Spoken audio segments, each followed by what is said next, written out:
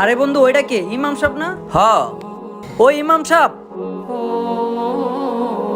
জি ভাই। রাব্বি, ইমাম সাহেবের কান্দ শয়তান, তার মানে বুঝছস না? হ হ হ, ওই যে আসলে ভাই, কি আর মি আসলে আপনি ইমাম সাহেব এত কিছু কইরা ফেলাইলেন? আরে ভাই শুনুন তো আমার কথাটা। ভাই কিছুক্ষণ আগে,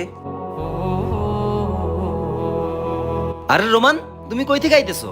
হুজুর, 3 রাস্তার মোচড় থেকে আসতেছিলাম, তখন থেকে ঘাটটা জানি কেমন ভার ভার লাগতেছে। আরে রোমান, তুমি তো কাঁধে করে একটা শয়তান নিয়ে আসছো। এই শয়তান, তুই ওর কাছ থেকে নামার জন্য কি চাস? ইমাম সাহেব, আমি চাই তুই আমাকে কাঁধে নিয়ে পুরো জঙ্গল ঘুরা। আচ্ছা আয় তাহলে।